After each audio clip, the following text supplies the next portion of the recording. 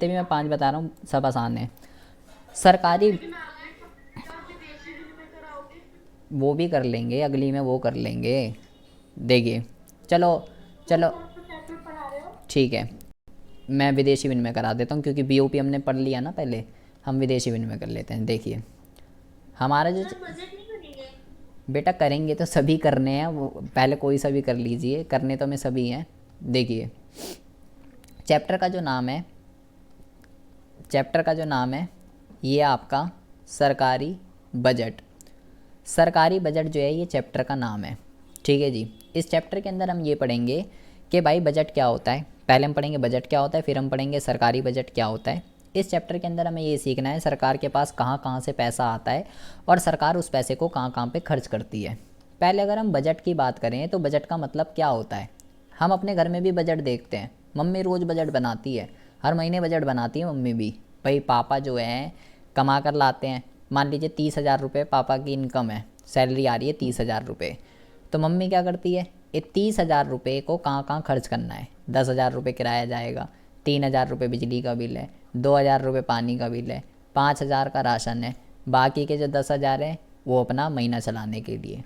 तो ये क्या है, ये क्या है, कहाँ पे उसको व्यय करना है। और ये क्या था, ये आय थी। तो आय को देखते हुए मम्मी क्या कर रही है, व्यय को क्या कर रही है, किन किन आइटम पे कहाँ कहाँ खर्च करना है, वो बजट है। कि आप अपनी इनकम को देखते हुए कहाँ कहाँ आपको एक्सपेंडिचर करना चाहिए, कहाँ ज़्यादा करना चाहिए, कहाँ कम करना चाहिए, कहाँ नहीं करना चाहिए, उसको बजट कहते हैं। तो जैसे एक इंडिविजुअल अपनी डेली लाइफ में हर महीने बजट को फेस करता है, सेम इसी तरीके से भी सरकार क्या करती है, सेम इसी तरीके से भी सरकार जो है ना बजट बनाती है। लेकिन हमारे बजट में और सरकार के बजट में अंतर क्या है, पहले आप ये समझिए। हमारे को ये पता है कि हमारी आय ना फिक्स है, क्योंकि पापा की सैलरी फिक्स होती है, हमें पता है 30,000 रुपये मिलेगी। और हमारे खर्चे भी जो होते हैं ना वो फिक्स ही होते हैं। हर महीने किराया जाएगा, हर महीने बिजली का बिल आएगा, हर महीने पानी का बिल आएगा, हर महीने राशन चाहिए, हर महीने पूरा महीना चलाने के लिए पैसे चाहिए। हमारी आय और हमारे जो व्यय होते हैं ना वो तो फिक्स होते हैं, और हम अपनी आय को देखकर अपने व्यय को डिटरमाइन करते हैं। लेकिन अगर हम बात करें अब सरकारी बजट की, सरकारी बजट जो है ये क्या होता है। सरकारी बजट भी आय और व्यय के बारे में ही बताएगा, लेकिन यहाँ पे आपको क्या करना है, अगर हम इसके वर्ड की बात, इसके अर्थ की बात करें, हम यहाँ पे लिखेंगे अनुमानित आय, और हम यहाँ पे लिखेंगे अनुमानित व्यय। अनुमानित का मतलब क्या होता है, अनुमानित का मतलब होता है एक्सपेक्टेड। सरकार को अपनी इनकम और अपने खर्चों का पता नहीं होता, ये एक्सपेक्टेड होते हैं, एक्चुअल नहीं है। हमें तो पता होता है हमारे कितने हैं, लेकिन सरकार का फिक्स नहीं होता। तो सरकारी बजट की अगर हम बात करें, सरकारी बजट क्या है, सरकारी बजट कोई बंदा नहीं है, सरकारी बजट कोई बंदी नहीं है, सरकारी बजट कोई सरकार नहीं है, कोई संगठन नहीं है, कोई ऑर्गेनाइजेशन नहीं है। सरकारी बजट जो है ना एक चिट्ठा है, एक स्टेटमेंट है, ये एक विवरण है जो कि क्या बताती है, जो कि ये बताती है कि एक साल के अंदर अंदर सरकार के पास कितनी अनुमानित आय और कितना अनुमानित व्यय सरकार के पास एक साल के अंदर अंदर आने वाला है, उसके बारे में क्या करती है, सरकारी बजट इन्फॉर्मेशन देती है। ये एक डॉक्यूमेंट है, एक चिट्ठा है जिसमें सरकार की सारी इनकम, कहाँ कहाँ से सरकार के पास पैसे आ रहे हैं और सरकार का सारा एक्सपेंडिचर कहाँ कहाँ सरकार उसको खर्च करने वाली है, उसके बारे में इन्फॉर्मेशन देती है। और अनुमानित इसलिए क्योंकि यहाँ पे सरकार का कुछ पता नहीं होता। हम जानते हैं हाँ जी सर, ये अनुमानित आय को प्राप्तियां भी बोलते हैं। हाँ, अनुमानित आय को, ये आय को आप प्राप्तियां भी कह लीजिए, ठीक है, और व्यय को जो है खर्चे भी आप कह सकते हो। तो भाई सरकार की आय और सरकार के खर्चे, व्यय, प्राप्तियां कुछ भी कह सकते हो, उसका विवरण देती है।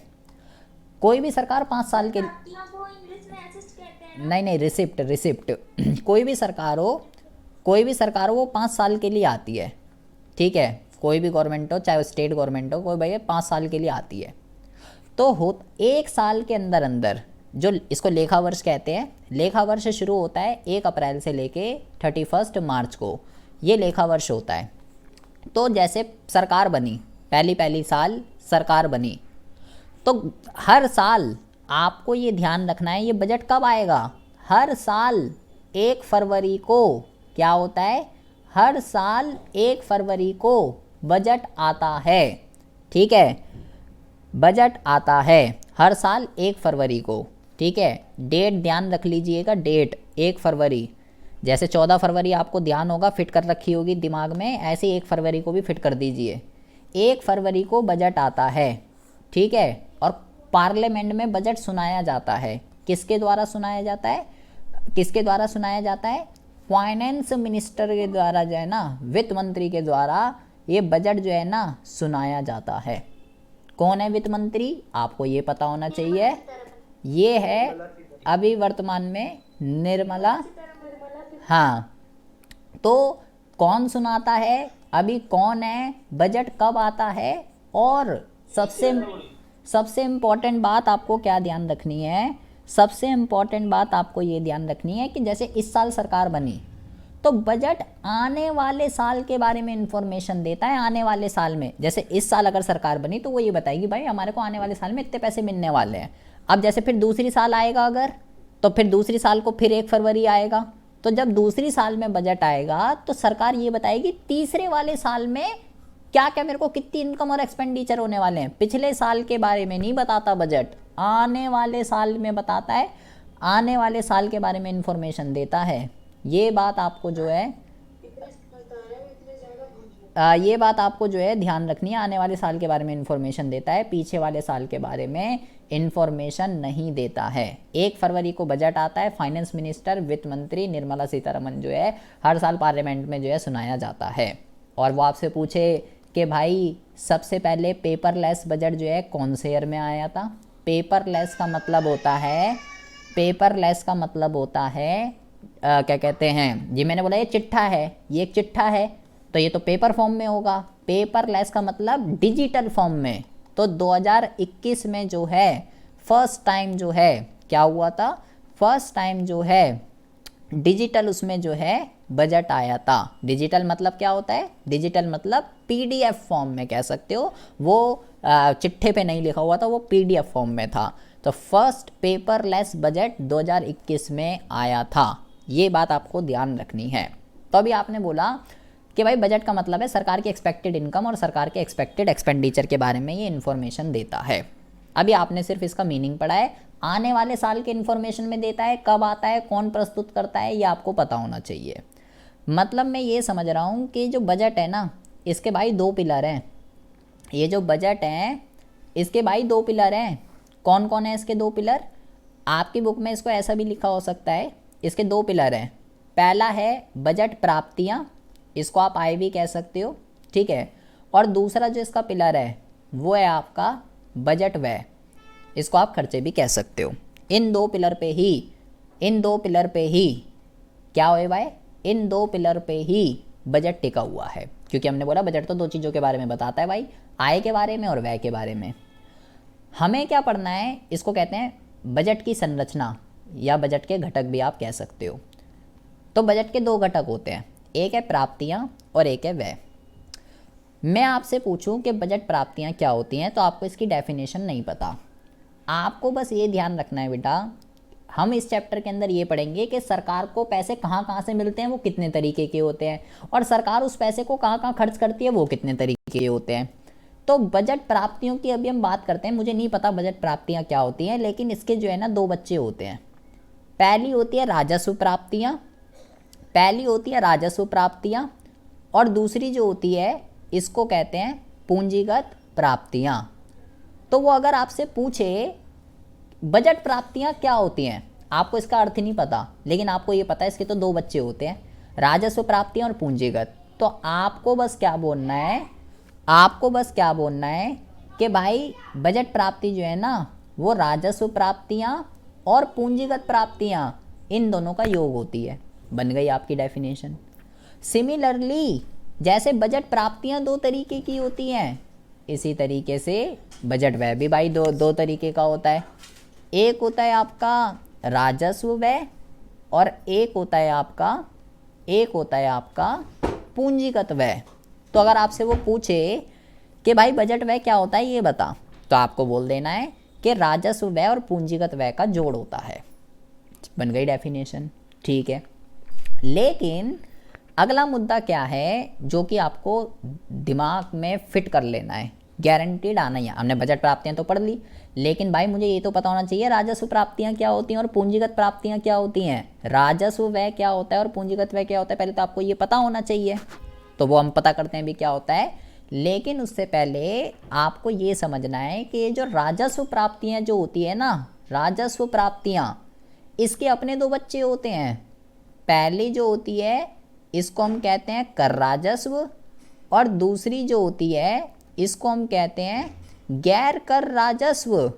तो अगर वो आपसे राजस्व प्राप्ति की डेफिनेशन पूछ ले कि भाई राजस्व प्राप्ति क्या होती है, आपको नहीं पता इसकी डेफिनेशन, लेकिन आपको ये पता है इसके तो दो बच्चे थे, कर और गैर कर, तो आप ये भी लिख सकते हो जुगाड़ में कि कर प्राप्तियां और गैर कर प्राप्तियों का जो योग होता है ना, उसको कहते हैं राजस्व प्राप्तियां। ठीक है भाई, ओके है। इसी तरीके से अब ये जो कर है ना, कर बेटा कई सारे तरीके के होते हैं, लेकिन हमें जो मेन पढ़ने हैं वो है प्रत्यक्ष कर और अप्रत्यक्ष कर। ये हाँ जी,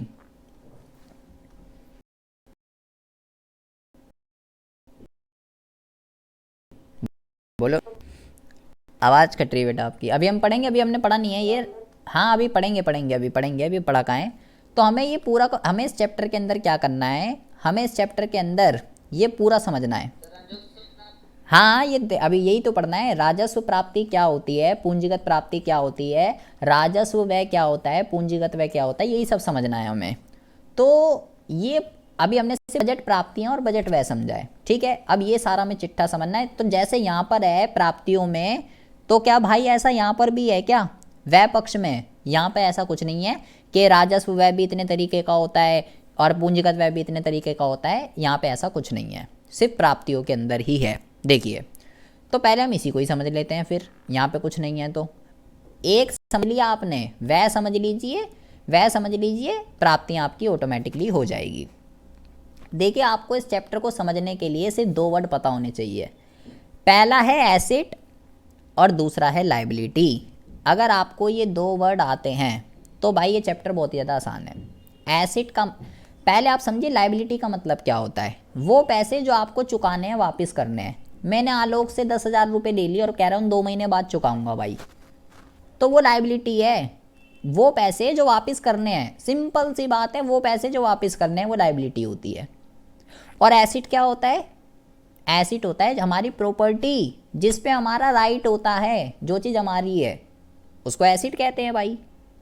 तो अगर मैं राजस्व व्यय की बात करूं तो बहुत ही ज़्यादा ध्यान से सुनेंगे, सरकार जो खर्चा कर रही है ना, बजट व्यय का मतलब है सरकार जो टोटल खर्चा कर रही है वो या तो राजस्व नेचर का है या पूंजीगत। मुझे कैसे पता चलेगा कि वो राजस्व का है या पूंजीगत का है?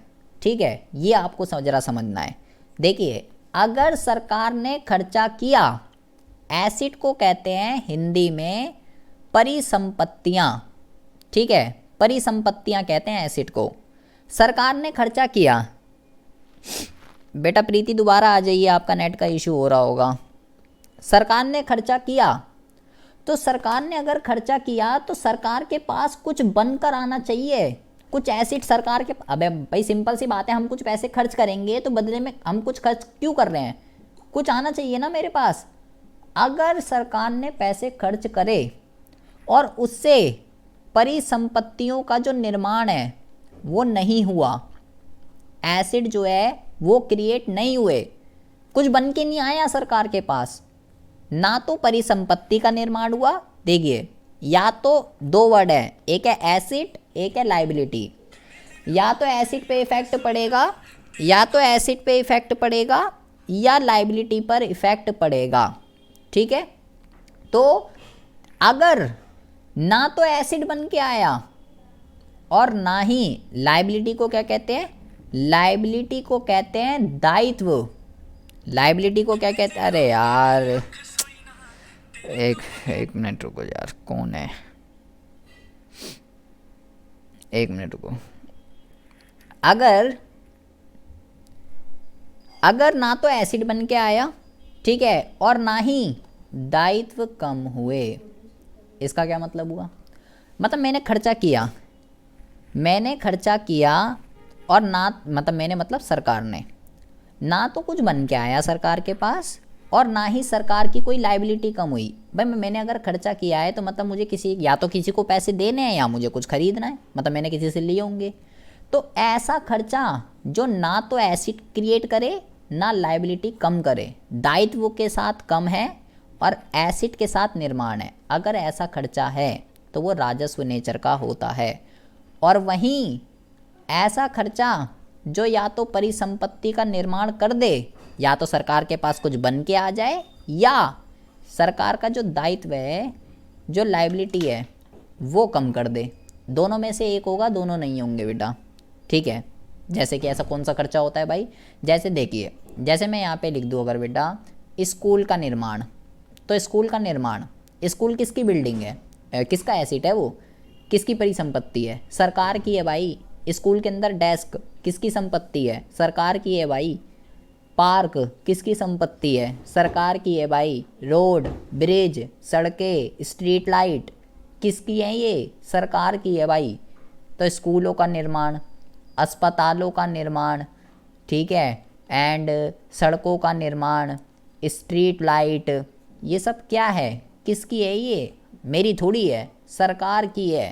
तो अगर सरकार इन सब चीज़ों पे खर्चा करती है तो सरकार के पास आ रहा है, बिल्डिंग बन के आ रही है, स्कूल, अस्पताल, सड़क, फ्लाईओवर, स्ट्रीट लाइट, ये सब सरकार का है भाई। तो भाई ये पूंजीगत है। और ऐसा खर्चा जो सरकार कर रही है, लेकिन अच्छा चलो ये तो एसिड का एग्जांपल हो गया, ये तो एसिड का एग्जांपल हो गया, एसिड बन के आ रहा है। मैंने बोला या तो एसिड बना दे या दायित्वों को कम कर दे। तो दायित्वों को कम करने का मतलब ऋण का भुगतान, सरकार ने किसी से जिससे लोन लिया था, अगर उसकी पेमेंट कर दे सरकार तो लाइबिलिटी कम हो जाएगी सरकार की। दायित्व का मतलब होता है लाइबिलिटी। तो अगर हम उसका पेमेंट कर दें, अगर हम उसकी पेमेंट कर दें तो भाई हो जाएगा हमारा काम, लाइबिलिटी कम हो जाएगी। इधर कैसा होगा? जैसे मान लो पेंशन, सरकार जो 60 प्लस के हैं उनको जो है पेंशन देती है 2,500 रुपये पर मंथ। बुड्ढों को सरकार खर्चा कर रही है, बुड्ढों को पैसे दे रही है 2,500 रुपये, लेकिन बुड्ढे क्या दे रहे हैं सरकार को? कुछ भी नहीं। बन के क्या आ रहा है सरकार के पास? कोई एसेट आ रहा है? कुछ आ रहा है सरकार के पास? कुछ भी नहीं आ रहा। लाइबिलिटी कम हो गई, सरकार का कोई लोन कम हो गया? कुछ भी नहीं हुआ, लेकिन हर महीने बुड्ढों को पैसे जाते हैं, पेंशन हो गया, आर्थिक सहायता हो गई। तो ये सब किसके एग्जाम्पल हैं? ये भाई सरकार खर्चा कर रही है, लेकिन ना तो सरकार के पास कुछ बनकर आ रहा। इधर देखो बन के आ रहा था बिल्डिंग, सड़क, स्ट्रीट लाइट। आप समझिए कि कुछ चीज़ रिटर्न में कुछ चीज़ आ रही है क्या, भले ही वो पेन हो वह कुछ भी आ रहा है, छोटी से छोटी चीज़ हो, सरकार के पास क्या कुछ आ रहा है बनकर, जिसको सरकार अपना हक जमा सके कि ये मेरी है? अगर आ रहा है तो वो पूंजीगत है। या तो एसिड बनकर आ जाए, या सरकार के ऊपर जो लाइबिलिटी थी, जो उधार था, जो बोझ था, वो कम हो जाए, तो वो पूंजीगत है भाई। ऐसा खर्चा जिसमें कुछ भी नहीं बनकर आ रहा, ना लाइबिलिटी कम हो रही, वो राजस्व है। जैसे पेंशन, आर्थिक सहायता, ये सब। ये जो है दायित्व का मतलब है उधार, लाइबिलिटी, वो पैसे जो मुझे भविष्य में वापस करने हैं, वो होता है दायित्व। ये बार बार होते हैं, रोज होंगे ये, लेकिन ये बार बार नहीं होते, ये बार बार नहीं होते। मतलब क्या है? अबे स्कूल, अस्पताल रोज़ थोड़ी ना बनते हैं, सरकार रोज़ थोड़ी ना ऋणों का भुगतान करती है। ये जब सरकार चाहती है तो होता है, लेकिन राजस्व वह रोज होते हैं, बार बार होते हैं, को कहते हैं रिकरिंग। ये रिकरिंग होते हैं और वो रिकरिंग नहीं होते हैं। अगर राजस्व वाला एक बार दोबारा बताना। आपको सिर्फ 2 वर्ड समझने हैं, एक है एसेट, एक है लाइबिलिटी। लाइबिलिटी का मतलब होता है वो पैसे जो मुझे भविष्य में वापस करने हैं, वो है भाई लाइबिलिटी। तो अगर सरकार ने और एसिड का मतलब क्या होता है, मैंने बोला सरकार ने जो खर्चा किया, अगर सरकार के पास कुछ भी बनकर आ रहा है, भाई आप खुद सोचो, भाई हम खर्चा करते हैं, अगर अगर हम कुछ खर्चा करें, मतलब मैं कुछ खरीदना चाह रहा हूँ, या तो कपड़े खरीद के लाऊंगा, फ़ोन खरीद के लाऊंगा, या कुछ भी खरीद के लाऊंगा, ठीक है, तो कुछ बन के आना चाहिए। अब मान लीजिए अब मैं एक एग्जांपल देता हूँ। मान लीजिए आलोक जो है बंदी को घुमा के लाया डेट पे घूम के आया, तो ये राजस्व व्यय होगा या पूंजीगत व्यय होगा, बताइए आशीष जी। ये राजस्व, हाँ ये तो बड़ी जल्दी तुम्हें समझ में आ गया, ये राजस्व व्यय होगा। ये वाले एग्जाम्पल बड़ी जल्दी समझ आते हैं तुम्हें। हाँ ये राजस्व व्यय होगा, क्यों? क्योंकि आलोक के पास कुछ आएगा ही नहीं बदले में, ना तो कोई एसिड बनकर आएगा, ना भाई लाइबिलिटी कम होगी। क्या इसने आलोक ने जो उधार ले रखा होगा अपने दोस्तों वगैरह से, क्या बंदी को डेट कराने से क्या इसका वो उधार कम हो गया इसके दोस्तों वाला? नहीं। तो ऐसा खर्चा जो ना तो सरकार को कुछ बना कर दे रहा, ना लाइबिलिटी कम कर रहा, वो राजस्व है। और या तो कुछ बना कर दे रहा है, चाहे वो छोटी से छोटी चीज़ हो, स्ट्रीट लाइट हो, सरकार ने गलियों में स्ट्रीट लाइट लगवा दी, पूंजीगत है भाई। सरकार ने मान लीजिए पार्कों में जिम खुलवा दी, पूंजीगत है भाई, क्योंकि सरकार का एसेट है, वो सरकार की प्रॉपर्टी है। सड़कें बनवा दी, पुल बनवा दिए, ब्रिज बनवा दिए, स्कूल, हॉस्पिटल, ये सब पूंजीगत के एग्जाम्पल हैं। अच्छा जी ठीक है, अगर आपको ये समझ में आ गया इधर वाला राजस्व और पूंजीगत, तो आपको राजस्व प्राप्तियां और अगर वो पेंशन की बात आए तो वो मतलब, हाँ तो सरकार बुड्ढों को पेंशन दे रही है हर महीने 2500 रुपये, तो सरकार के पास कुछ बनकर आ रहा है? सरकार के पास क्या आया बदले में, ये बताओ। नहीं सर, कुछ आया? नहीं आया। कुछ नहीं। सरकार की राजस्व नेचर का है। हाँ सरकार के पास क्या, जो सरकार ने लोन लिया था बुड्ढों को पेंशन देने से, क्या सरकार का लोन उतर गया? नहीं उतरा।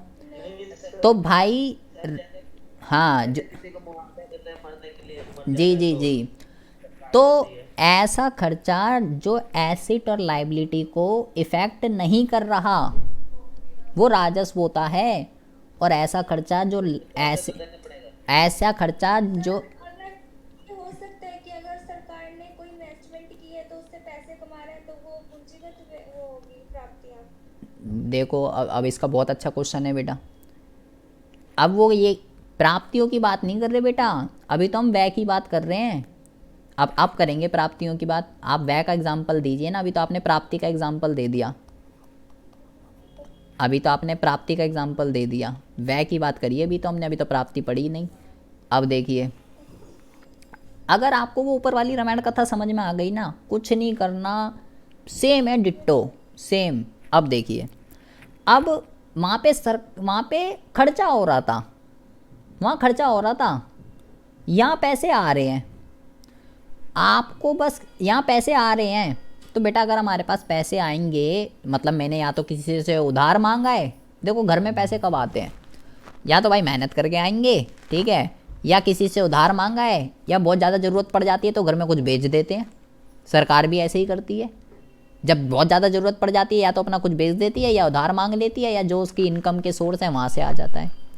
तो बहुत ज़्यादा ध्यान से सुनेंगे, ऐसे पैसे जिससे बेटा वो पैसे, जो पैसे तो आ रहे हैं, परिसंपत्तियाँ कम नहीं हुई, ठीक। ऐसे पैसे जो सरकार के पास आ रहे हैं, ना तो परिसंपत्तियाँ कम हुई, और ना ही दायित्वों का निर्माण हुआ। वो कौन से कहलाती हैं प्राप्तियां? राजस्व। एक बात ध्यान से सुन लीजिए मेरी, हमने बेटा जब व्यय की बात कर रहे थे तो परिसंपत्ति के साथ निर्माण वर्ड था। एक मिनट, जब हम प्राप्ति कर रहे, एक मिनट, जब हम व्यय पढ़ रहे थे तो प्राप्ति के साथ आएगा निर्माण, और दायित्व के साथ आएगा कम, ये ध्यान रखना है आपको। लेकिन अब जब मैं वो पढ़ रहा हूँ प्राप्ति, तो उल्टा हो जाएगा। ऐसे पैसे जिससे ना तो दायित्व जो है बेटा, ना तो परिसंपत्तियां कम हो, और दायित्वों का जो निर्माण है ना, दायित्वों का जो निर्माण है वो ना हो। ना तो दायित्वों का निर्माण हो और ना ही परिसंपत्तियां कम हो। यहाँ पे देखो दायित्व के, हाँ जी भाई आपका नेट का इशू हो रहा है, इस वजह से आवाज़ नहीं आ पा रही है आपको। और किसी को आवाज़ कट रही है क्या? आ रही है आशीष, आवाज़ आ रही है?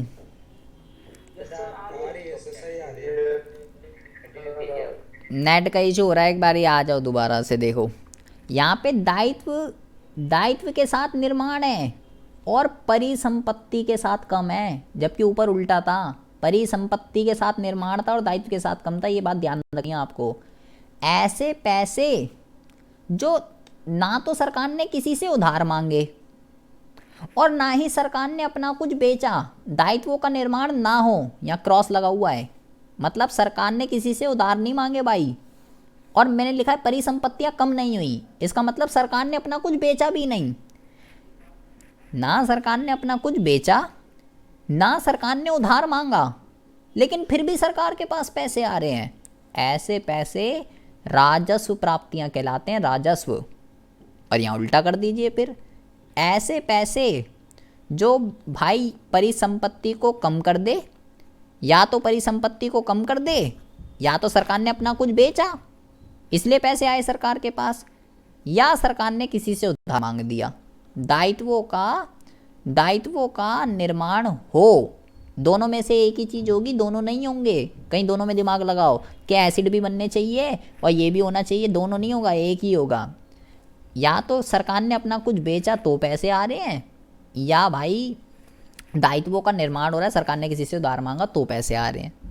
जैसे कि उदाहरण, सिंपल सी बात है, ऋण लेना, सरकार ने लोन ले लिया तो भाई पैसे तो आ जाएंगे सरकार के पास, कोई दिक्कत नहीं है, लेकिन लायबिलिटी क्रिएट हो जाएगी ना, क्योंकि लोन लिया है। क्योंकि मैंने बोला वो पैसे जो भविष्य में वापस करने हैं वो भाई दायित्व होते हैं, वो लायबिलिटी होते हैं, तो दायित्वों का निर्माण कर देगा। ये तो पैसे तो आ जाएंगे सरकार के पास, लेकिन भविष्य में वापस करने हैं, ऋण लेना।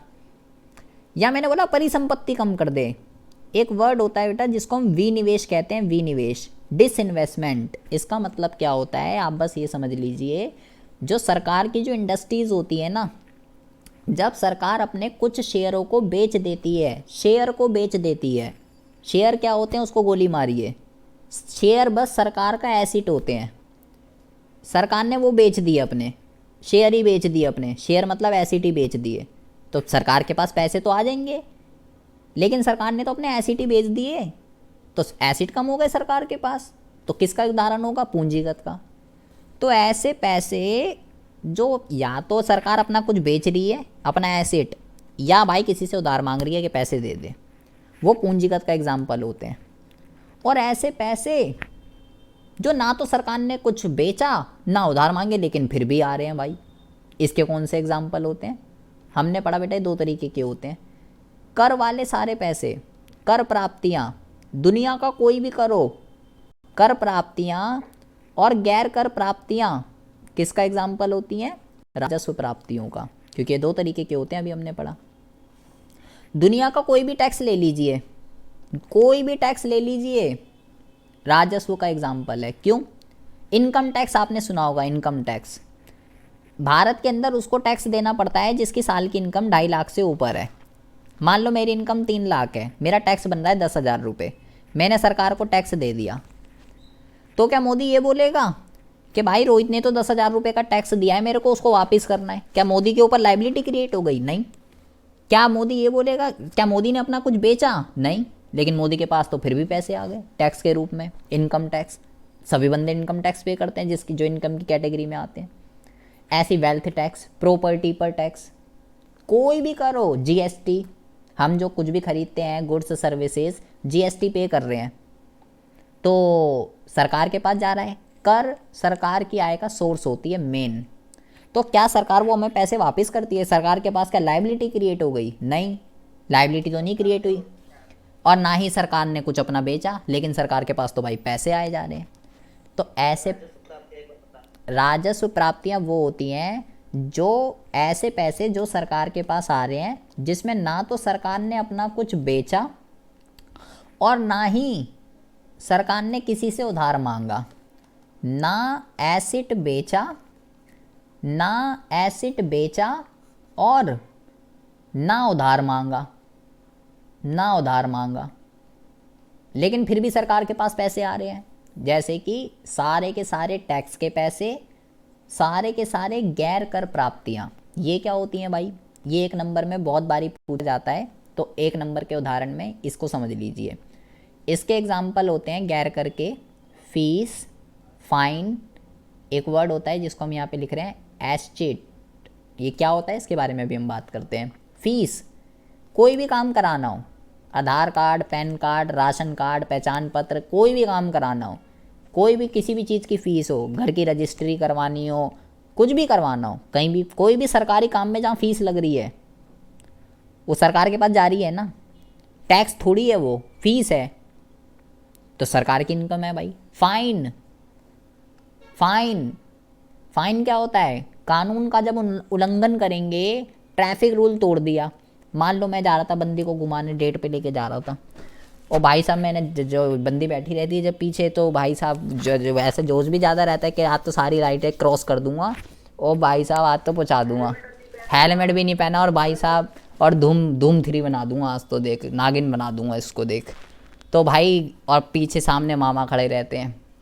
तो वो हम सोचते हैं वो उसकी जेब में जा रहे हैं पैसे। हम तो ये सोचते हैं कि वो साला ले जाएगा पैसे, वो उसकी जेब में नहीं जा रहे हैं, वो सरकार का है। वो क्यों ले रहा है? वो क्योंकि हम कानून का उल्लंघन कर रहे हैं, इस वजह से। अच्छा जी, एस चीट क्या होता है? एस चीट का मतलब होता है, मान लो मैं हूँ, मेरी प्रॉपर्टी है और सिर्फ मैं ही हूँ अकेला, ना मेरे आगे पीछे ऊपर नीचे कोई नहीं है मेरा, सिर्फ मैं ही अकेला हूँ, और मैं ही मर गया। अगर मैं मर गया तो मेरी जो प्रॉपर्टी है वो तो फिर वेला हो जाएगा, वो तो ऐसे तो कोई भी कब्जा कर लेगा। तो ऐसी प्रॉपर्टी को सरकार अपने अंडर में ले लेती है, और फिर अगर उस प्रॉपर्टी से अगर इनकम जनरेट हो रही है तो वो एस चीट कहलाता है, एस चीट। तो फीस, फाइन, एस चीट, ये 3 तो ध्यान ही रखने हैं। ये एग्जाम्पल है गैर। हाँ जी, नहीं कर तो अभी हमने समझा ही नहीं ना। कर तो सिर्फ ये है कि सरकार को टैक्स से जितना भी पैसा मिलेगा, अभी हम ये पढ़ेंगे, अभी तो हम यहाँ पे पहुँचे ही नहीं, अभी तो हम ये पढ़ेंगे कि प्रत्यक्ष क्या होता है और अप्रत्यक्ष। अभी तो हमने ये पढ़ा ये दोनों में क्या डिफरेंस होता है भाई, और ये दोनों में क्या डिफरेंस होता है। और गैर कर प्राप्ति सिर्फ 1 मार्क्स में एग्ज़ाम में पूछी जाती है। टैक्स को छोड़कर सरकार के पास जितना भी पैसा आ रहा है वो भाई गैर कर है। अब हम पढ़ेंगे, देखिए 3 ही क्वेश्चन बेटा ध्यान से सुन लीजिए।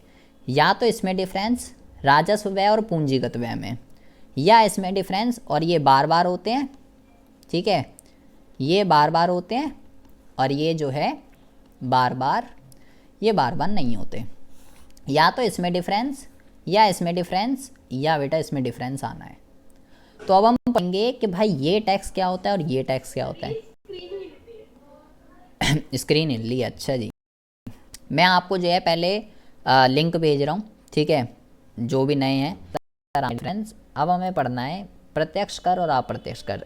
इन 3 में से एक डिफरेंस गारंटीड है, एग्ज़ाम में आएगा ही आएगा। तो अब हम बात करते हैं कि भाई ये प्रत्यक्ष कर क्या होते हैं और ये अप्रत्यक्ष कर क्या होते हैं। सर थोड़ा सा प्रत्यक्ष कर अप्रत्यक्ष कर बताओ। हाँ, क्या करना है? सर थोड़ा सा प्रत्यक्ष कर अप्रत्यक्ष कर बताओ। हाँ बताइए, प्रत्यक्ष कर बताइए क्या होते हैं। सर प्रत्यक्ष कर वो कर होता है कि जो मतलब डायरेक्ट टैक्स जो जिस पर लगाया ना उसको ही देना होता है, उसको उस पर ही लगाया होता है, इसको ना हम टाल नहीं सकते हैं, जिस पर लगाया उसको ही टैक्स देना होता है।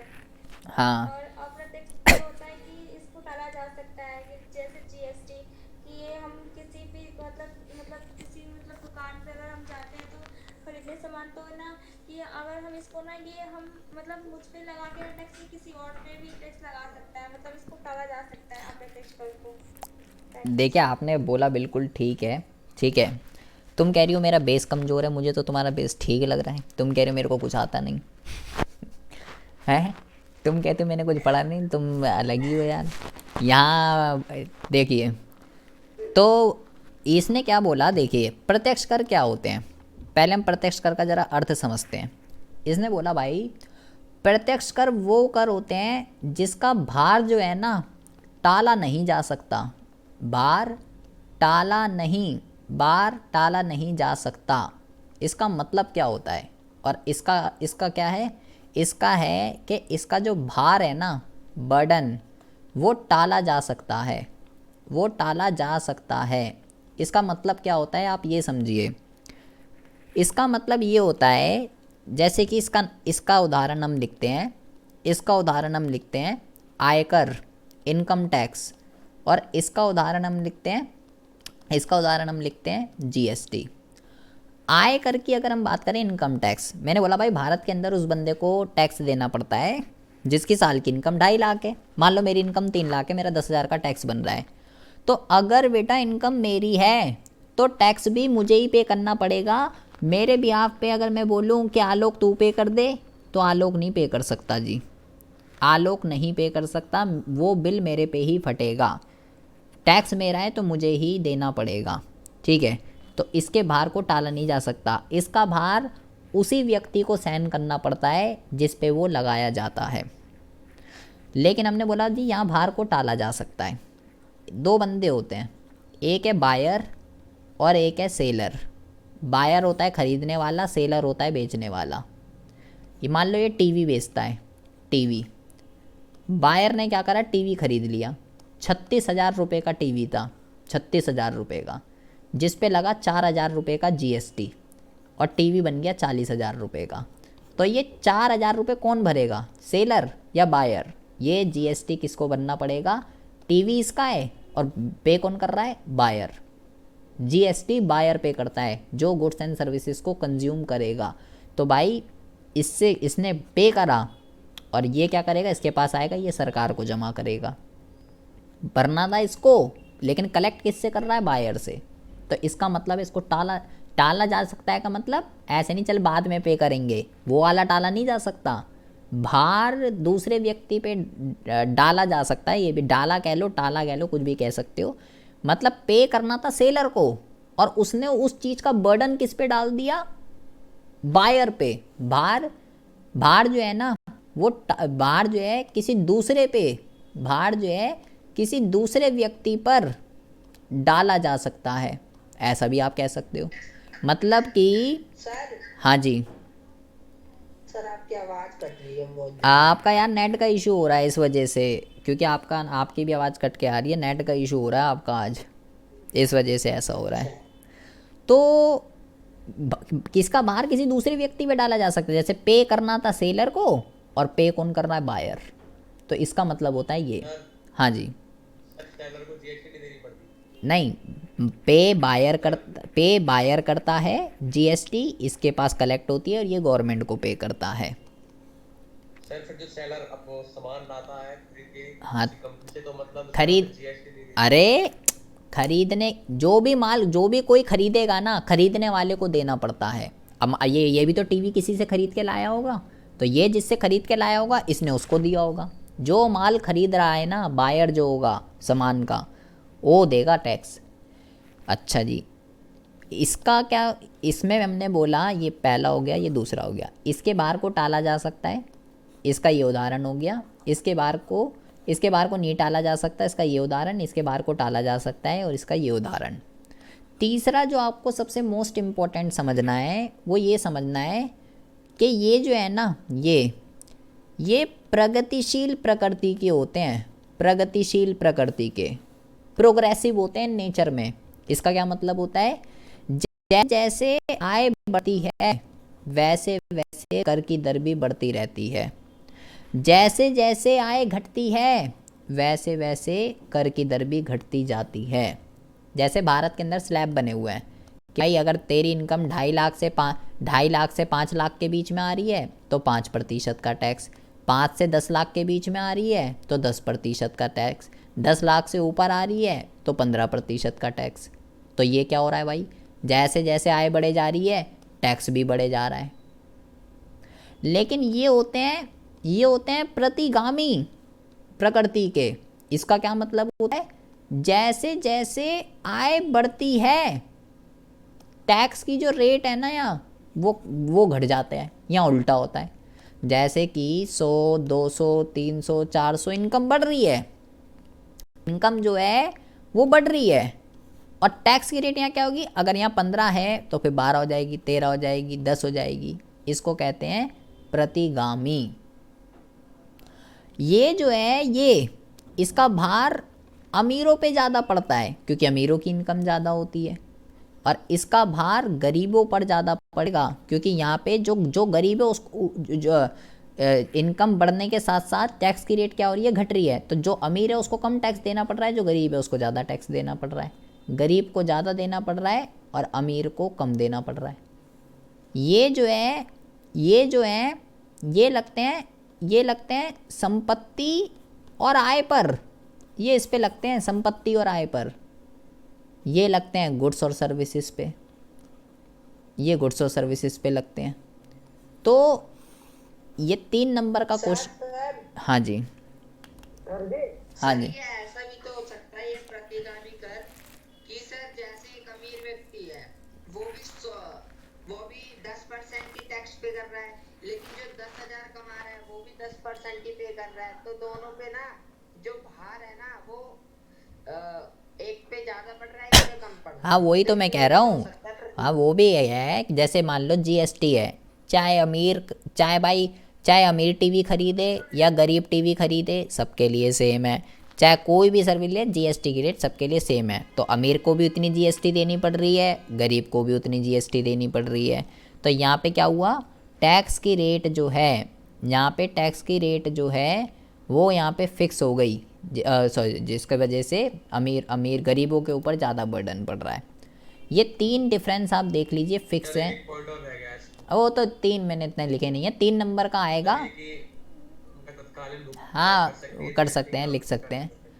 यह 3 नंबर का आएगा, इतने पॉइंट लिख दिए, इतने काफ़ी है। ये 3 डिफरेंस आपको घोल कर पी जान। आपने क्वेश्चन भी पूछा है। क्वेश्चन अभी पूछता हूँ। अब हम बात करते हैं, 1 मिनट रुकिए ज़रा। अब हम बात करते हैं, अभी आपने सिर्फ ये पढ़ा है जो हमने वो स्ट्रक्चर बनाया था ना, बजट प्राप्तियाँ, बजट व्यय, राजस्व प्राप्तियाँ, राजस्व व्यय, पूंजीगत प्राप्तियाँ, पूंजीगत व्यय, कर राजस्व, सरकार को टैक्स से जितना भी पैसा मिलता है 2 तरीके का होता है, प्रत्यक्ष और अप्रत्यक्ष। प्रत्यक्ष क्या होता है और अप्रत्यक्ष क्या होता है ये आपने पढ़ा। गैर कर, सरकार को टैक्स को छोड़कर जो अदर पैसे आ रहे हैं, फीस, फाइन, एस चीट, वो सब होते हैं गैर कर। अच्छा, अब ज़रा बहुत ही ज़्यादा ध्यान से सुनेंगे। अब हमें बात करनी है बजट के प्रकार की। बजट कितने तरीके का होता है? बजट होता है भाई 3 तरीके का। पहला जो बजट होता है उसको कहते हैं संतुलित। दूसरा जो बजट होता है उसको कहते हैं घाटे का बजट, घाटे का बजट, या इसको आप प्रतीक। हाँ जी, उद्देश्य तो रहेगा सर। हाँ उद्देश्य रह गए, अभी करेंगे, अभी पता है मेरे को उद्देश्य रह गए। दूसरा होता है घाटे का बजट, और तीसरा जो होता है इसको हम कहते हैं बचत का बजट, या इसको आप अनुकूल भी कह सकते हो। अच्छा जी, ठीक है। संतुलित बजट के, दोनों तो असंतुलित बजट में आते हैं ना। हाँ हाँ ऐसा भी कह सकते हो, आपकी बुक में इसको असंतुलित भी बोला, असंतुलित भी कह सकते हो। ये असंतुलित भी आप इसको लिख दीजिए। असंतुलित के 2 प्रकार हैं, मतलब ये भी कह सकते हो बजट 2 तरीके का होता है, संतुलित और असंतुलित। और असंतुलित के 2 बच्चे हैं, घाटा और बचत। असंतुलित, इसको ऐसे भी कह सकते हो। संतुलित कब होगा भाई? जब सरकार की अनुमानित आय, उसके नाम से ही पता चल रहा है, संतुलित जब सरकार की अनुमानित आय और अनुमानित व्यय, आय और व्यय जब बराबर होंगे तो भाई क्या होगा? तो होगा संतुलित। सबसे इंपॉर्टेंट बेटा यहाँ घाटा है। घाटा कब होगा सरकार को? जब सरकार की अनुमानित है ये, जब सरकार की अनुमानित आय जो है ना, जब वो कम पड़ जाती है, वैसे सरकार खर्चे ज़्यादा करने लगती है और इनकम सरकार के पास कम आ रही होती है, तो घाटा होता है सरकार को। और बचत कब होगी? जब सरकार के पास पैसे ज़्यादा आ रहे होते हैं, अनुमानित प्राप्तियाँ, और सरकार खर्चा जो है कम करती है, तो भाई प्राप्तियाँ होती हैं। आपको ये ध्यान रखना है बेटा कि ये वाला जो बजट है ना, घाटे का बजट, अभी हम एक चैप्टर पढ़ेंगे, ये न्यून मांग में अपनाना चाहिए। न्यून मांग में, न्यून मांग में, अभावी मांग भी कहते हैं इसको। न्यून मांग या अभावी मांग में घाटे का बजट अपनाना चाहिए, जबकि अधिमांग में, अधिमांग में या मांग अधिक के भी कह सकते हो इसको आप, मुद्रास्फीति की भी सिचुएशन कह सकते हो। तो कौन सा बजट अपनाना चाहिए सरकार को? तो ये वाला बजट अपनाना चाहिए। अच्छा जी, ओके। ये घाटा जो है ना यहाँ पापा है। अब ये घाटा जो हो रहा है, इसके अपने 3 बच्चे होते हैं। घाटा क्यों हो रहा है भाई, किसकी वजह से घाटा हो रहा है? घाटा 3 तरीके का होता है। पहला जो होता है ये होता है राजस्व घाटा। दूसरा जो होता है इसको हम कहते हैं राजकोषीय घाटा। और तीसरा जो होता है इसको हम कहते हैं प्राथमिक घाटा। ये बेटा बहुत ज़्यादा इम्पोर्टेंट है, आपने देखा होगा बार बार न्यूमेरिकल भी आया जा रहा है एग्ज़ाम के अंदर। तो बताइए मोहित जी, राजस्व घाटा क्या होता है? सर जब राजस्व नेचर की प्राप्तियां कम हो जाती है राजस्व नेचर के व्यय से। ये कह रहा है कि भाई अभी हम जो ऊपर पढ़ के आए हैं ना, हमने पढ़ा प्राप्तियां भी 2 तरीके की होती हैं, वह भी। तो ये कह रहा है जब राजस्व नेचर की प्राप्तियां जो हैं वो कम रह जाती हैं राजस्व नेचर के व्यय से, तो होता है राजस्व घाटा। ये है जी, इसमें केवल राजस्व नेचर की, पूंजीगत की नहीं, इसमें पूंजीगत की नहीं आती है। ये बात आपको ध्यान रखना है। तो सुरभि जी फटाफट बता दीजिए राजकोषीय घाटा क्या होता है? सुरभि को नहीं पता। सुरभि को नहीं? हाँ जी बताइए अरमान जी। मैं बताऊं? एक मिनट, अरमान बता रहा है। राजकोषीय घाटा सरकार तथा कुल प्राप्त, सर राजकोषीय घाटा सरकार के कुल व्यय तथा कुल प्राप्ति के अंतर को कहते हैं। अच्छा, कोई इसमें मॉडिफिकेशन करना चाहेगा? सरकार के उधार या सेवा। हाँ बोलो नीतू। यही बोला था, सरकार की उधारियां। ये आप देखो, इसके इसके ना 3 फॉर्मूले हैं। ये बेटा ये यहाँ पे ये पापा है। राजकोषीय घाटा, इसका सीधा सीधा मतलब है सरकार की उधार के बराबर होता है। सरकार ने जो लोन, उधार क्या होता है? ऋण, साख। सरकार ने जो लोन लिया है ना, तो जो सरकार ने लोन लिया है उसी को ही राजकोषीय घाटा कहते हैं। इसका जो सूत्र होता है राजस्व घाटे का, ये जो हमने यहाँ लिखा है ना, इसको आप ऐसे भी लिख सकते हो, इसको आप ऐसे भी लिख सकते हो, राजस्व व्यय माइनस राजस्व प्राप्तियाँ। ये वहाँ पर काम आएगा जब न्यूमेरिकल क्वेश्चन आएगा। इसके बेटा 3 है। सरकार का जो उधार है, राजकोषीय घाटा इज इक्वल टू उधार, वही है जी। ओके, या आप इसको ऐसे भी कह सकते हो, आप इसको ऐसे भी कह सकते हो, कुल व्यय, कुल व्यय दोनों, राजस्व भी और पूंजीगत भी, और कुल प्राप्तियां राजस्व भी और पूंजीगत भी, लेकिन उधार को छोड़कर लेनी है। उधार नहीं लेना, क्योंकि उधार ही तो राजकोषीय घाटा है। उधार को छोड़कर समझ नहीं आया। बेटा हमने बोला कि जो बजट है ना, बजट यस सर। बजट जो है वो 2 चीज़ों के बारे में आपको इन्फॉर्मेशन देता है। एक है बेटा प्राप्तियाँ और एक है बेटा व्यय। ठीक है, प्राप्तियाँ 2 तरीके की होती हैं, राजस्व राजस्व और पूंजीगत। पूंजीगत। पूंजीगत प्राप्तियाँ कौन सी होती हैं? हमने बोला वो पैसे जो या तो सरकार ने उधार मांगे, तो जैसे कि ऋण जिसको उधार कहते हैं, वो ले लिया सरकार ने। ठीक है, विनिवेश कर दिया सरकार ने, ये मैंने आपको यहाँ पे बताया था। ठीक है, एंड क्या कहते हैं, और भी इसके उदाहरण होते हैं। ऐसे ही यहाँ पे था राजस्व व्यय और पूंजीगत। तो मैं आपसे ये कह रहा हूँ राजकोषीय घाटा क्या है? मैं आपसे ये कह रहा हूँ राजकोषीय घाटा जो है ना, जो ये सरकार ने ये जो लिया है ना, ये पूंजीगत प्राप्तियों के अंदर ये जो घटक है ऋण, ये ही राजकोषीय घाटा है, यही राजकोषीय घाटा है। तो इसके ये 2 फॉर्मूले हैं, ये कहाँ पे काम आएंगे? जब न्यूमेरिकल क्वेश्चन आएगा। तो देखते हैं कि ये देखेंगे इसका कैसे यूटिलाइजेशन होता है। भाई ये स्माइल वाला कौन है? कौन है ये स्माइल वाला? अरे भाई क्या नाम है? सर मैं हूँ कौन है नाम? मैं भी हूँ ऐसे तो। नाम बताओ ना। पूजा। पूजा कौन सी वाली? कुतुब मीनार वाली या कहाँ 3 पूजाएं? तुम्हारी कुतुब मीनार वाली कौन सी वाली? पूजा शर्मा। शर्मा। मैं वही तो कहूँगी, कुतुब मीनार वाली तो आवाज़ नहीं लग रही। हाँ देखिए, अब आती है बात प्राथमिक घाटे की। प्राथमिक घाटा क्या होता है? राजकोषीय घाटा सरकार की उधार के बराबर होता है। और प्राथमिक घाटा क्या होता है, ध्यान से सुनेंगे। जो सरकार ने उधार लिया है, जो लोन लिया है, तो उस पर ब्याज भी जाएगा, तो माइनस ब्याज भुगतान।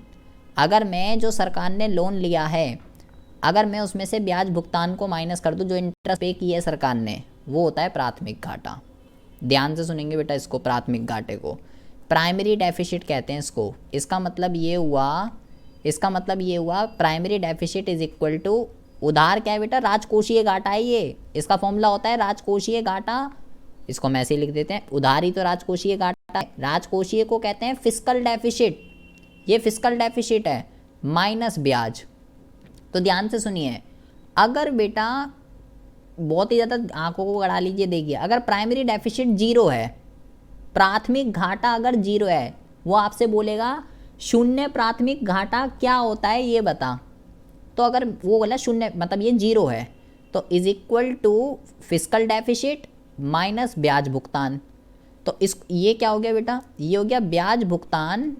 ब्याज भुगतान ये माइनस का था, इसको इधर ले आइए, is equal to fiscal deficit. तो ध्यान से सुनिए, ये क्या होता है? इसको क्या कहते हैं? इसको कहते हैं शून्य प्राथमिक घाटा। शून्य प्राथमिक घाटा मतलब कि फिस्कल डेफिसिट क्या है बेटा? उधार, जो सरकार ने ऋण लिया था, लोन। तो जब सरकार लोन इसलिए लेती है ताकि इंटरेस्ट पे कर सके, इट्स कॉल्ड 0 प्राइमरी डेफिसिट।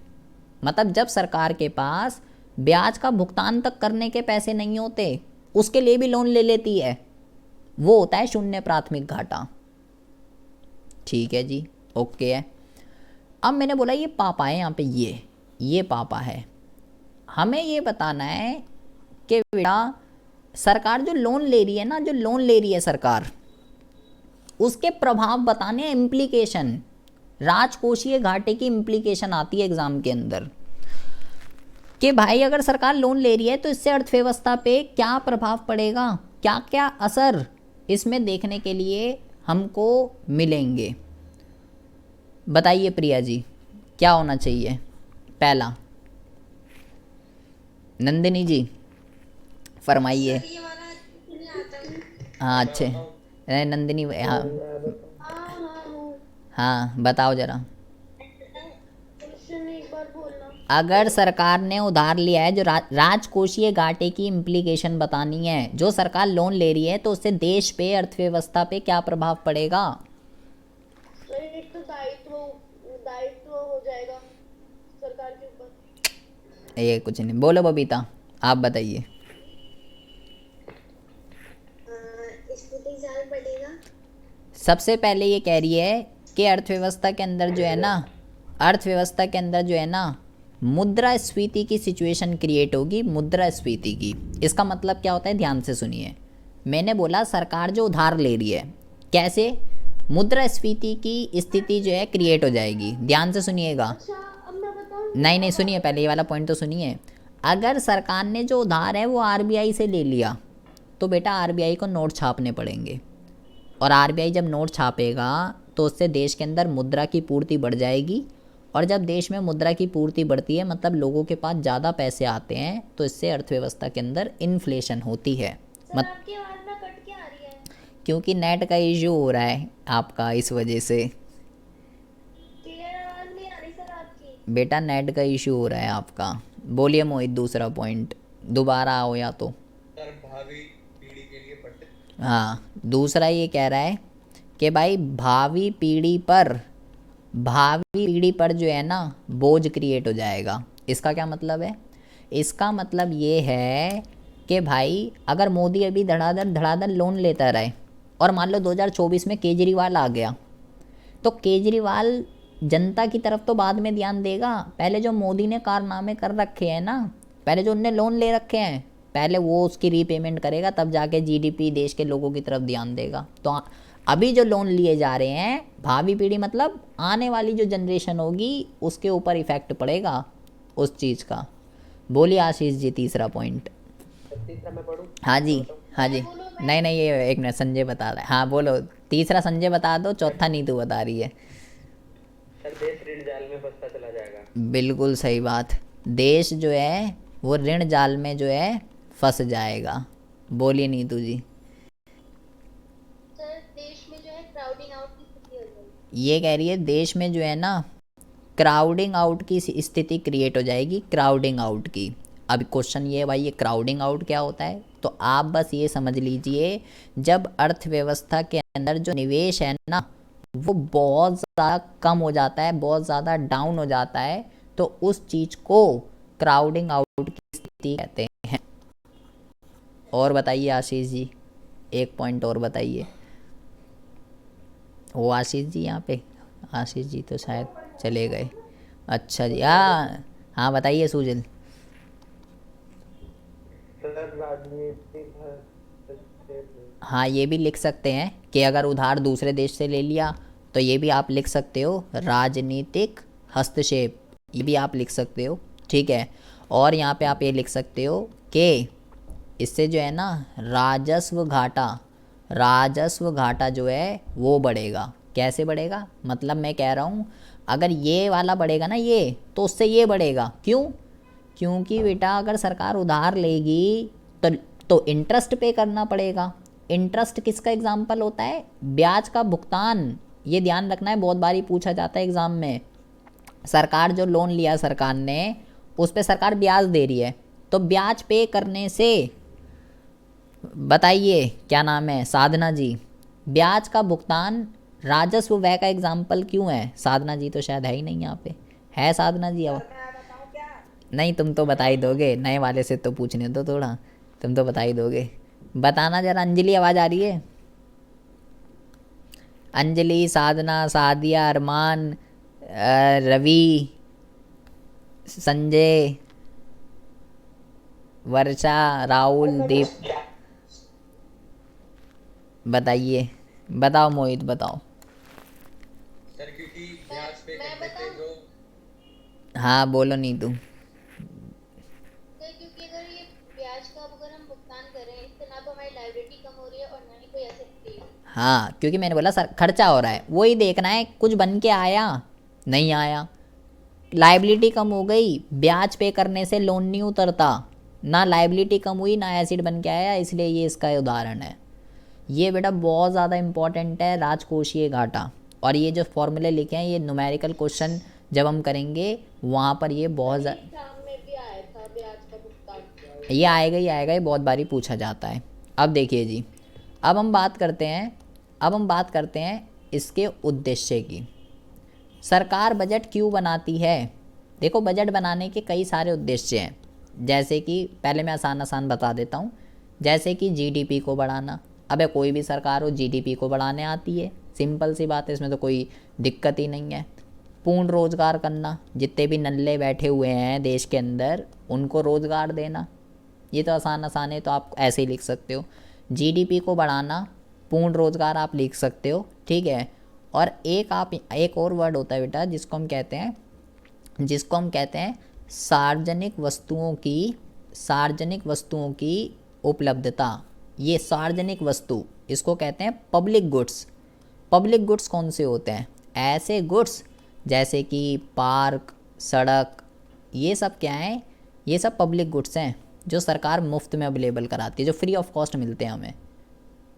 तो सरकार की ये रिस्पॉन्सिबिलिटी बनती है कि देश के लोगों को जो ज़रूरत है इसको ये भाई उपलब्ध कराए। ये तीन तो बेटा बहुत आसान है, ये तीन एग्ज़ाम में नहीं आने। हाँ सुनिए तो सही है, अरे मेरी सुन लीजिए पहले। ये तीन तो बहुत आसान है लेकिन ये एग्ज़ाम में नहीं आने। एग्ज़ाम में जो आने हैं वो सिर्फ तीन ही आते हैं, और जिसमें से दो तो फिक्स हैं, गारंटीड है, यही बार बार रिपीट होते हैं। कौन कौन से हैं जी? जैसे कि सबसे अबे क्या आ गई तुम, कहाँ पे पहुँच गई? संसाधनों का संसाधनों का पुनः आवंटन, एक तो ये वाला है, इसको समझिए ज़रा क्या हो। जो उत्पादक होते हैं ना, उत्पादक, वो दो तरीके के होते हैं, एक होते हैं निजी उत्पादक और एक होते हैं सरकारी उत्पादक। निजी उत्पादक कौन? टाटा, अंबानी, बिरला, ये सब लाभ के लिए काम करते हैं। सरकार किसके लिए काम करती है? सरकार काम करती है सामाजिक कल्याण के लिए। ठीक है जी। ये किसके लिए गुड्स बनाते हैं? अमीरों के लिए। ये किसके लिए बनाते हैं? गरीबों के लिए।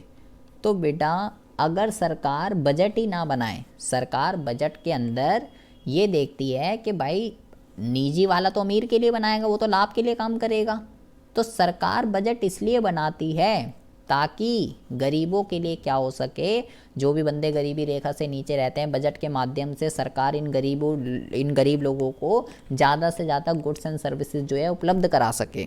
सरकार तो यहाँ प्रोडक्शन कर ही रही है, सरकार तो अपने सारे संसाधन यही लगाती है, लेकिन सरकार ये चाहती है कोई निजी वाला भी आए हमारी हेल्प करे, लेकिन निजी वाला कभी नहीं आएगा, निजी वाला तो लाभ के लिए काम करता है। तो उस चीज़ को ठीक करने के लिए सरकार क्या करती है, जो निजी वाले बेटा कौन से गुड्स बनाते हैं? निजी वाले बनाते हैं विलासिता की वस्तु, लग्जरी गुड्स कहते हैं इसको, जो अमीर लोग यूज़ करते हैं, ये बनाते हैं। सरकार बनाती है अनिवार्य नेसेसरी गुड्स। तो जो उत्पादक लग्जरी गुड्स बनाता है उस पर सरकार लगा देती है टैक्स, और जो कहेगा जो गरीबों के लिए बनाएगा उसको दूंगी आर्थिक सहायता। प्रोड्यूसर की बात हो रही है यहाँ पे, प्रोड्यूसर की। अब इससे होगा क्या? इससे होता ये है, लाभ का जो फॉर्मूला होता है ना, ये होता है आपका आगम माइनस लागत। टैक्स लगने से कॉस्ट बढ़ जाती है, आर्थिक सहायता से कॉस्ट घट जाती है। मान लो एक पेन 5 रुपये का बनता है, 3 रुपये का बनता है, 2 रुपये का लाभ कमा रहा है बिना टैक्स के, बिना टैक्स के। और अगर सरकार ने टैक्स लगा दिया, अब 3.5 रुपये का पड़ रहा है, 50 पैसे का टैक्स लगा दिया, अब 1.5 रुपये का। देखो लागत बढ़ी तो लाभ क्या हो गया? कम हो गया। तो टैक्स लगने से कॉस्ट बढ़ जाती है, लाभ कम हो जाते हैं, तो इसको तो लाभ ही चाहिए भाई। अब इसको ये देखना पड़ेगा कि मुझे क्या टैक्स लगने के बाद कुछ फ़ायदा हो रहा है लग्जरी गुड्स बनाने में या नहीं हो रहा है, तो ठीक है, नहीं हो रहा तो फिर इधर को आ जा। उसको ये फ़र्क नहीं पड़ता मैं अमीर के लिए बना रहा हूँ या गरीब के लिए, उसको पे पैसा चाहिए, लाभ चाहिए उसको, अमीर गरीब उसके लिए मैटर नहीं करता। तो इस तरीके से सरकार टैक्स और सब्सिडी की हेल्प लेके क्या करती है, संसाधनों को रीएलोकेट करती है कि जो प्राइवेट सेक्टर के जो प्रोड्यूसर है ना, वो भी बेचारे गरीबों के लिए कुछ काम करें। यहाँ प्रोड्यूसर की बात हो रही है इस टॉपिक में, प्रोड्यूसर की, बोल्ड करके बोल रहा हूँ, संसाधनों के पुनः आवंटन में प्रोड्यूसर की बात चल रही है, प्रोड्यूसर की। लेकिन अब हम बात करते हैं अगले फिक्स उद्देश्य की। ये कीबोर्ड में आया था, ये मैं कर आया था। आय तथा संपत्ति का पुनः वितरण। ये क्या है भाई? ये बात चल रही है उपभोक्ताओं की, लोगों की।